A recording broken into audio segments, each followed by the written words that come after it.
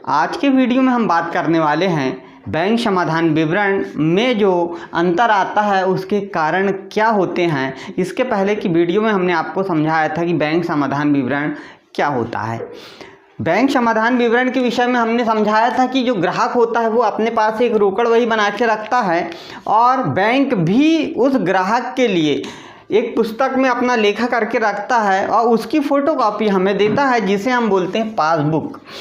अब बैंक में और पासबुक में दोनों में अंतर क्यों होते हैं, उसके कारण क्या होते हैं, तो सामान्य सी बात है अंतर जो होंगे और उस अंतर को समाधान करने के लिए यानी वो अंतर क्यों आया उस अंतर को जानकर हमें निकालना पड़ेगा। क्योंकि एक ही समय में आपने देखा कि हमारा रोकड़ वही जो है, रोकड़ वही का जो शेष आता है वो मान लो 5,000 दिखा रहा है और जो पासबुक है बैंक में जाके हमने पता किए तो वहाँ पर 4,500 रुपये दिखा रहा है। तो हम यहाँ पे बिल्कुल देखेंगे कि जो 500 रुपये का डिफरेंस आ रहा है, अंतर आ रहा है, ये किन कारणों से आ रहा है और उस अंतर को जानने की कोशिश करेंगे।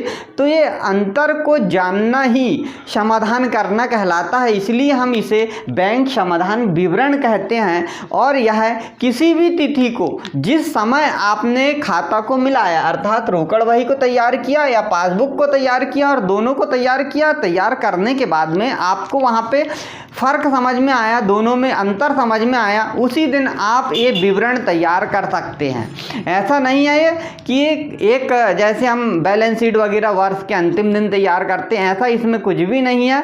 ग्राहक की मर्जी, जिस दिन भी उसे अंतर समझ में आए वह यह विवरण तैयार कर सकता है। इसलिए कहते हैं कि एक निश्चित तिथि को तैयार किया जाता है, यानी एक फिक्स दिन होता है, उस दिन वो कभी भी तैयार कर सकता, चाहे 2 दिन में करे, 15 दिन में करे, महीने में करे, 6 महीने में 1 दिन करे, किसी भी दिन कर सकता है। अब हम बात करेंगे यहाँ पे कि ये अंतर किस प्रकार से हो सकते हैं। तो प्रमुख रूप से सिर्फ 2 ही अंतर हो सकते हैं।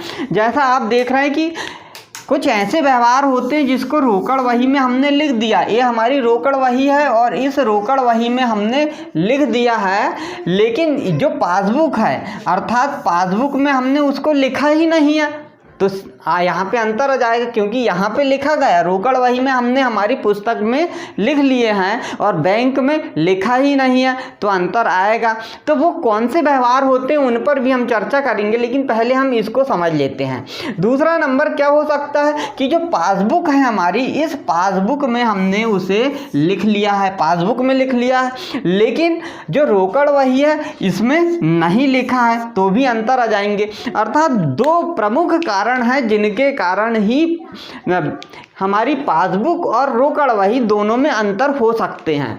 पहला तो रोकड़ वही में लिखा है लेकिन पासबुक में हमने उसे नहीं लिखा है, अर्थात हमने बैंक में देखा तो पासबुक में लिखा ही नहीं है, तो अंतर आ जाएगा। दूसरा जो है कि पासबुक में लिखा है, बैंक में लिखा है, लेकिन हमारी जो रोकड़ वही है, हमारे व्यापार की जो पुस्तक है उसमें लिखा ही नहीं गया, तो भी अंतर आ जाएगा। तो इन दोनों कारणों से अंतर आते हैं।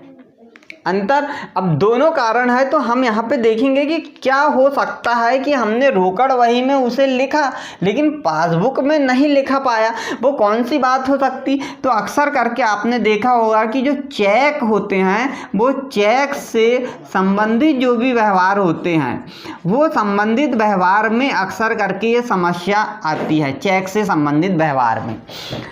तो वो कैसी समस्या आती है कि चेक हमको किसी व्यक्ति ने दिया व्यापार में, हमने उसे तिजोरी में रख लिया, रखने के बाद में हम भूल गए या फिर हमें समय नहीं मिला, तो हमने उस चेक को क्या किए 2-3 दिन बाद या 4 दिन बाद, आज की डेट में नहीं, 2-3 दिन बाद, 4 दिन बाद उसे हमने बैंक में पहुंचाया। हमने जब चेक मिला था तो हमारी रोकड़ वही में यहाँ पे लिखा था, उसे लिख लिया था, लेकिन हुआ ये कि 3 दिन बाद हमने चेक को कहाँ पहुंचाया, बैंक में पहुंचाया। अब बैंक में भी कुछ समय तो लग जाता है, जिसे हम कहते हैं कि बैंक में समय लगा, लेकिन यहाँ पे जब गया 2-3 दिन बाद यहाँ पे क्या होगा, उसे खाते में लिखेंगे बैंक वाले, वहाँ पे ट्रांजैक्शन वगैरह जो होता है उसमें टाइम लगता है, 2-3 दिन बाद क्लीनिंग वगैरह होती है, उसके कारण वहाँ पे टाइम लग जाता है। तो उन्होंने पासबुक में लिखा ही नहीं और एकाएक हमने चेक आज पहुँचाया और दूसरे दिन कल जैसे हम जाके बैंक में फिर पुनः मिलाने लगे कि हमारा अकाउंट कितना है, पैसा कितना जमा है और पासबुक रोकड़ वही में कितना है और पासबुक में कितना है, तो वहाँ पे हमें फ़र्क पता हो जाएगा, मालूम हो जाएगा, दोनों में अंतर आ रहा है। क्यों आएगा? क्योंकि यहाँ पे बैंक ने तो लिखा ही नहीं है, अर्थात प्राप्त जो चेक है किसी अन्य दिन हमने बैंक में जमा किया तो फ़र्क आ जाएगा। तो वो फ़र्क जो अंतर है उसको समाधान करने के लिए हमको फिर एक समाधान विवरण बनाना पड़ेगा, जिसका प्रारूप भी हमने यहाँ पे बनाया है। तो ये प्रारूप भी बहुत सरल है। ये देखिए, प्रारूप की बात करते हैं, बैंक समाधान विवरण किसी एक दिन बनाया जाएगा। इसमें विवरण का कॉलम होगा, रकम विस्तार का होगा और राशि रकम विस्तार। रोकड़ वही के अनुसार बनाएंगे तो जो शेष है वो पासबुक के अनुसार आएगा और यदि पासबुक के अनुसार बनाएंगे तो शेष रोकड़ वही के अनुसार आएगा। अर्थात सीधी सी बात है कि यदि इसका डेबिट पक्ष जो रहेगा, यदि हमारा डेबिट पक्ष है तो पासबुक का कौन सा रहेगा? क्रेडिट पक्ष। एक जैसे रहेंगे दोनों। और यदि हमारा क्रेडिट पक्ष है, रोकड़ वही का क्रेडिट पक्ष है, तो पासबुक का डेबिट पक्ष माना जाएगा।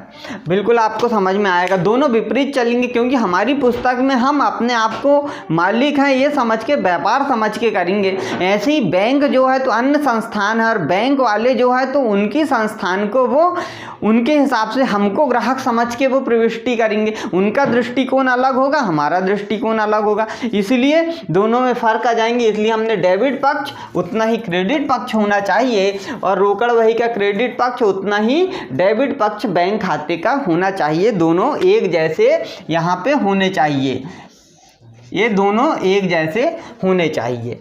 यही बात हमने इसके पहले के वीडियो में भी आपको समझाया था कि जितना रोकड़ वही का डेबिट शेष होगा उतना ही बैंक का क्रेडिट शेष होगा और यदि रोकड़ वही का क्रेडिट शेष होगा उतना ही बैंक का डेबिट शेष होगा। दोनों में यही होगा क्योंकि जब हमने धन जमा किया था तो बैंक खाता डेबिट, रोकड़ खाते से हमने यहाँ पे प्रविष्टि की थी। तो बैंक ने भी अपनी एक प्रविष्टि बनाई थी, उन्होंने कहा था कि रोकड़ खाता डेबिट ग्राहक से उन्होंने किया था और प्रविष्टि को हमने खतौनी के रूप में दिखाया। यहाँ पे देखिए बैंक समाधान विवरण जो बनाया इसमें रोकड़ वही का जो शेष है वो रोकड़ वही का शेष और पासबुक का शेष लिखेंगे यहाँ पे। अब जो भी शेष आएगा उसका विपरीत हो जाएगा। यदि यहाँ रोकड़ वही का डेबिट शेष है तो यहाँ पे क्रेडिट शेष हो जाएगा, यदि रोकड़ वही का यहाँ पे क्रेडिट शेष है तो यहाँ पे पासबुक का डेबिट शेष हो जाएगा।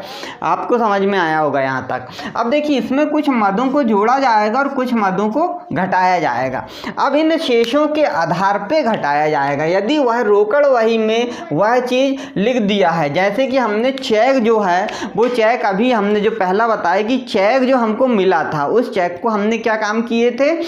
तिजोरी में रखे, यानी वो हमने रोकड़ समझ के रखे थे, तो हमने यहाँ पे उसका लेखा कर चुके हैं। लेकिन वो बैंक में हमने उसको पहुँचाया तो बैंक के पास वो चेक पहुँचा क्या? नहीं। अर्थात यहाँ का शेष जो कैसा दिखाएगा? कम दिखाएगा।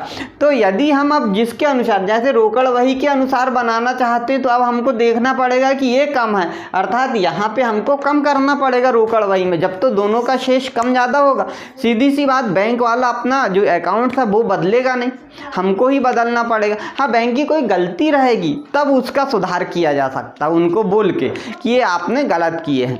तो बिल्कुल ये बात समझ में आई होगी। दूसरी बात ये हो सकती, चेक जो हमने किसी ग्राहक को काट के दिए, यानी जिसे निर्गमन कहते हैं। चेक का निर्गमन हमने किया, चेक निर्गमन किया, लेकिन हुआ ये कि उस जिसको हमने चेक काट के दिए हैं उसमें टाइम लिमिट रहता है, 1 महीने के अंदर कभी भी भुना सकता है। लेकिन वह व्यक्ति 1 महीने के अंदर जाने वाला है, यानी हमने आज दिए हैं तो 15 दिन बाद जाएगा, वो 8 दिन बाद जाएगा, उसकी मर्जी के अनुसार जाएगा।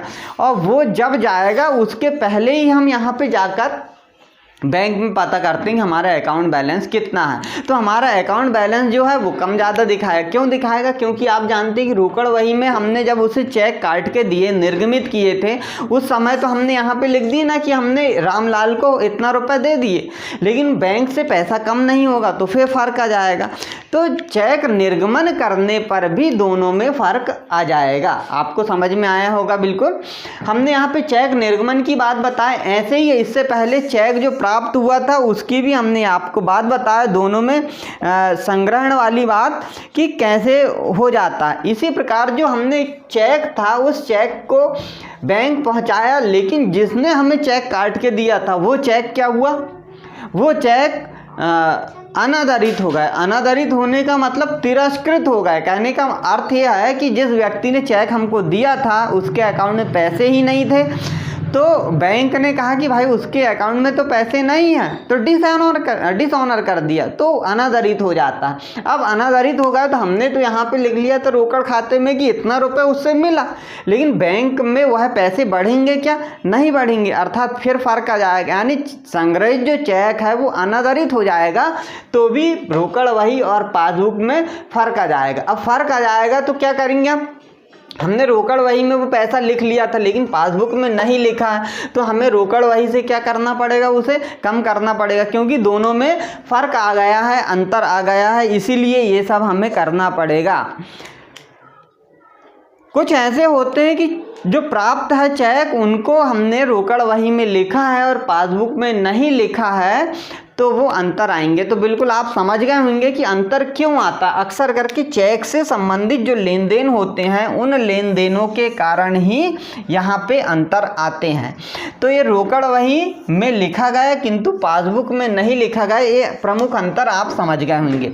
दूसरा, ऐसे व्यवहार जिन्हें पासबुक में लिखा गया किंतु रोकड़ वही में नहीं लिखा गया, तो आपके दिमाग में आएगा कि पासबुक में ऐसे कौन से व्यवहार होते हैं जिनका लेखा हो जाता है और यहाँ रोकड़ वही में नहीं होता।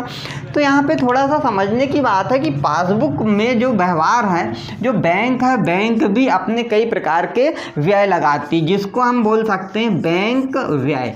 तो ये विभिन्न प्रकार के जो व्यय हैं, ये व्यय कौन? बैंक चार्ज करता है, और वो हमसे नहीं पूछता कभी आके, वो सीधे अपने अकाउंट्स में जो पैसा है उसमें ही लिख देता है और काट लेता पैसे। तो बैंक व्यय जो होते हैं वो बैंक व्यय यहाँ पे जब पैसा कम हो जाएगा हमारा, लेकिन रोकड़ वही हमको पता चला क्या उसका कि पैसे कम हुए करके? नहीं, क्योंकि बैंक कोई सूचना नहीं देता। जब तक हम बैंक में जाके प्रिंट ना लें, पासबुक में प्रिंट ना करवाएं, तब तक हमें पता नहीं चलता।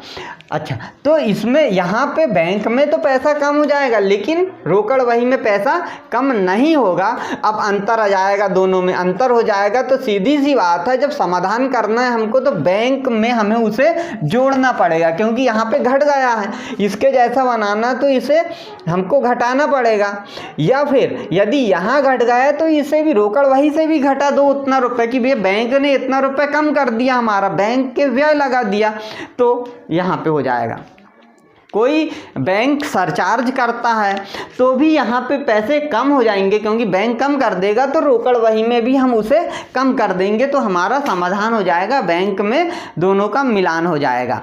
इसी प्रकार लाभांश वगैरह मिलता है, ब्याज मिलता है, तो बैंक हमसे कभी नहीं पूछता कि आपको कितना ब्याज दिया या नहीं, वो सिर्फ सीधे यहाँ अकाउंट्स में जोड़ देता है। अब यहाँ जोड़ देगा तो यहाँ का बैलेंस बढ़ जाएगा, यानी पासबुक का शेष अधिक हो जाएगा, पैसा अधिक दिखाने लगेगा। लेकिन देखिए रोकड़ वही में शेष नहीं दिखाएगा। रोकड़ वही में क्यों नहीं दिखाएगा? क्योंकि हमें तो मालूम ही नहीं है। तो जब रोकड़ वही में नहीं दिखाएगा, इसीलिए हमें क्या करना होगा? रोकड़ वही जो है इसमें वो वाला हमारा जो लाभ है उसे जोड़ना पड़ेगा, ब्याज जो है वो जोड़ना पड़ेगा, तब जब दोनों जाके इक्वल होंगे, एक जैसे समान होंगे।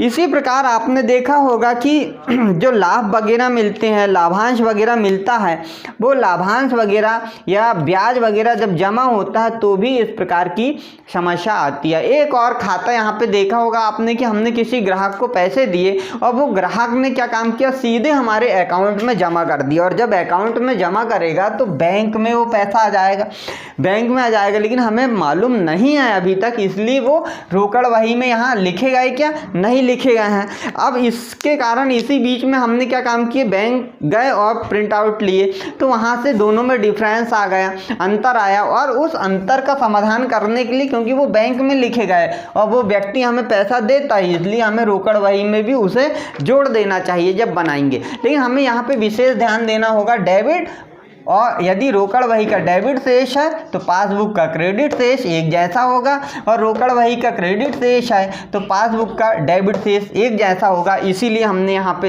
लिखा है रोकड़ वही के डेबिट शेष के अनुसार होगा क्रेडिट शेष, और रोकड़ वही के क्रेडिट शेष के अनुसार होगा डेबिट शेष। तो ये प्रारूप जो है तो 4 प्रकार से बन सकते हैं। पहला तो रोकड़ वही के डेबिट शेष के अनुसार, दूसरा रोकड़ वही के क्रेडिट शेष के अनुसार, तीसरा पासबुक के डेबिट शेष के अनुसार, और पासबुक के डेबिट शेष के अनुसार। ऐसा 4 टाइप से हम ये अलग अलग 4 खाते इनको बना सकते हैं, और फर्क सिर्फ इन्हीं दोनों में करके अंतर और इसे समाधान करना होता है, बस इतना ही है। तो इन्हीं कारणों से पासबुक और रोकड़ वही में अंतर के कारण आते हैं। इससे संबंधित प्रैक्टिकल भी लेकर आएंगे। आज के लिए इतना ही, सभी को नमस्कार।